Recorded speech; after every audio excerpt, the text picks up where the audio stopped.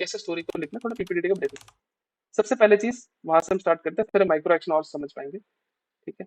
तो पीपीटी का पेज कुछ इस तरीके का दिखता है। ठीक है। 5.5 मिनट का टेस्ट होता है। ठीक है, इसी को दो पार्ट में डिवाइड करते हैं।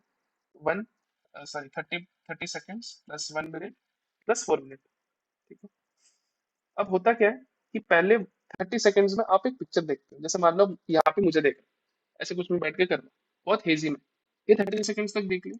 अब आपको क्या करना है, जो भी कैरेक्टर, जैसे मान लो मैं यहाँ पे इस पिक्चर में मेन कैरेक्टर, तो मैंने इससे डॉट बना दिया। तो basically you have to mark the character as per the position of the picture seen in the picture. ठीक है, इसी बॉक्स के अंदर। अब ये 30 सेकेंड्स के बाद पिक्चर गायब हो जाएगा। 1 मिनट तक आपको ये बॉक्स और ये एक्शन भरना है। तो पहले पोजीशन भर दिया, फिर मैं मेल हूँ। ठीक है, मेरे एज मान लेते हैं कितना हूँ, कुछ है मेरा 20s में एज है। ठीक है। ओके, अब ये मैं मेंशन नहीं कर सकता अभी, बट आप यहाँ पे मान लो 25 ले लेते हैं। Let's take an example, 25 is my age. Reality नहीं कुछ और। ठीक है। अब पॉजिटिव मोड में, ठीक है, यहाँ पे एक ही कैरेक्टर दिख रहा है, मेन कैरेक्टर। तो इसी को इंसर्कल कर दिया। समझ में आया आपको मैंने क्या करा? बेसिकली अगर आपको एक कैरेक्टर दिख रहा है, तो आपको एक कैरेक्टर को उसका जेंडर, मेल, अगर फीमेल है तो F, then their age, numerical में कोई रेंज में नहीं लिखेगा, एंड देयर मूड। पॉजिटिव मतलब खुश है, पॉजिटिव। अगर नेगेटिव मतलब बहुत सैड है तो माइनस, और न्यूट्रल तो 0। समझ में आया? फिर इसको इंसर्कल कर देना। अगर मान लो मोर देन वन कैरेक्टर, तो उसका दूसरा यहाँ पे लिख लो। मान लो कि यहाँ पे मेल है, वो 20 का है, और ही इज न्यूट्रल मोड।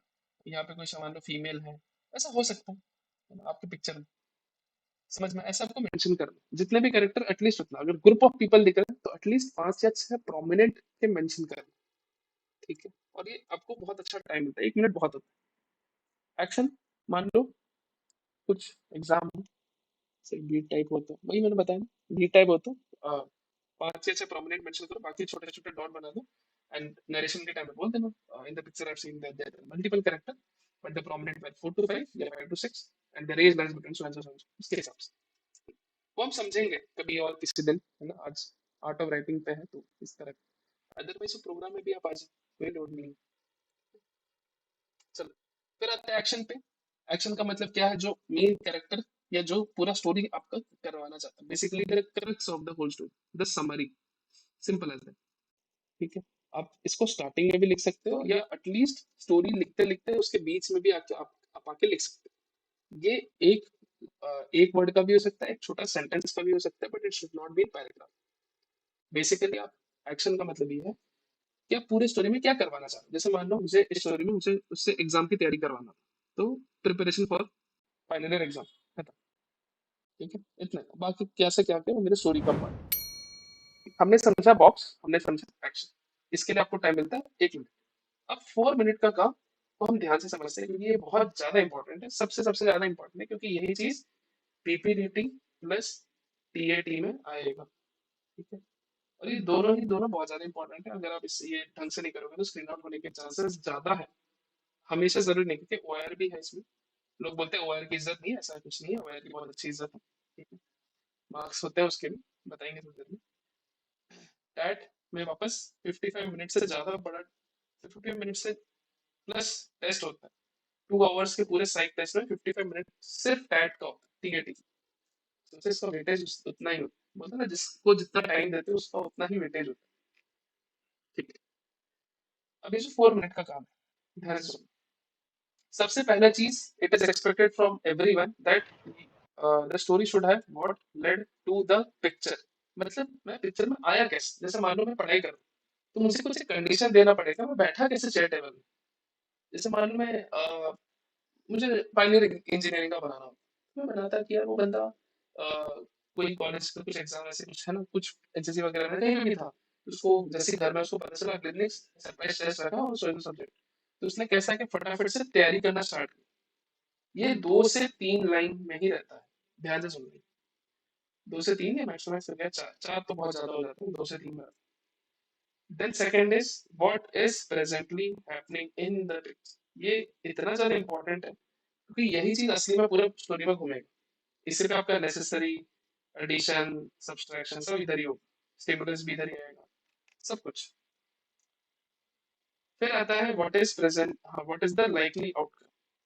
अब कुछ लोगों के दिमाग में प्रश्न आ रहा होगा सर इसमें कितना लाइन लिखी, इसमें करीबन 5 से 6 लाइन, बहुत ज्यादा होता है।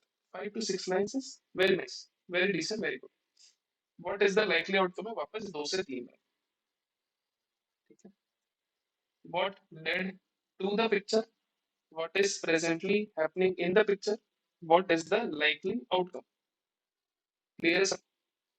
ठीक है, ये 3 चीज होता है, यही वर्डिंग्स में वहां पे बोला जाता है कि in the picture, since you have seen the picture now you are required to write a story on it, around it. So comprising what led to the picture, what is presently happening in the picture, and what is the likely outcome.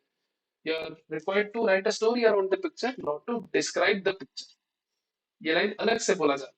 इसका क्या मतलब है कि picture में मान लो ना, मुझे आप सबको दिख रहा है बंदा पढ़ाई कर रहा है, तो आप ये नहीं बताओगे कि उसने पढ़ाई किया, उसने पढ़ाई करने का ये भी किया, है ना, फिर उसके घर में ये भी दिख रहा था, डोर भी दिख रहा है, ये भी दिख रहा है, वो भी दिख रहा है, वो उसे डिस्क्राइब करना बोलता है। आपको क्या करना है, पढ़ाई कैसे करा एग्जैक्टली वो दिखाओ, एक काम को बारीकी से करो, that is where your real what you real things will come in picture, rather than नहीं कि मैं तो सारे काम एक साथ बन जाऊं करूंगा, रॉकेट बन जाऊंगा, फिर बस हो गया। ठीक, इतना रॉकेट भी नहीं बनना है। आप वहाँ डीएम वगैरह सिविल सर्विसेज के लिए तो नहीं जा रहे, आप जा रहे काम को ऑफिसर्स, आर्म फोर्सेस ऑफिसर्स के लिए, आपको क्राइसिस मीट करना। कैप्टन विक्रम बत्रा को कारगिल वॉर जीतने नहीं कहा था, उनको कहा था .5140 कैप्चर करो बस, बैठ के कारगिल वॉर नहीं जीतने चले। उन्होंने अपना काम अच्छे से किया, उसकी वजह से कारगिल वॉर में कंट्रीब्यूशन। और भी बड़े बड़े मतलब और भी थे ऑफिसर, और भी जवान थे बड़े बड़े, जो भी आप सुनते हो नहीं सुनते जहाँ पे, समझ रहे हो ना, it's like always meeting crisis, और फोर्सेस का काम ही क्राइसिस मीट करना। क्लियर है सबको।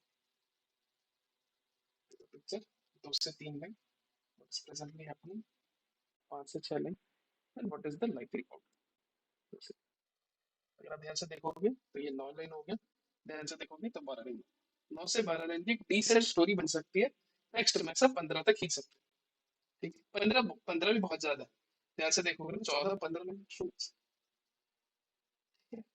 इसलिए बोलते हैं, सिंपल एग्जांपल के थ्रू समझो, अगर आप फास्ट बॉलर हो तो फास्ट बॉलर को थोड़ा ज्यादा रनअप लेकर आओ चलेगा, ऐसा तो नहीं सीधा पार्किंग के यहाँ से रनअप लेकर आ बॉलिंग करने के लिए, समझ रहे हो। ठीक है, तो रनअप भी उतना ही लो जितना जरूरत है। स्पिनर है तो स्पिनर क्या करता है, थोड़ा छोटा रनअप लेकर आता है। वैसे अगर मान लो किसी पिक्चर में ज्यादा रनअप लेने की जरूरत है तो छोटा रनअप और खत्म करो, rather than नहीं मैं तो जाऊंगा दूसरे के स्टेडियम से, मैं वहां से बॉलिंग फेंकूंगा, तो फिर हो।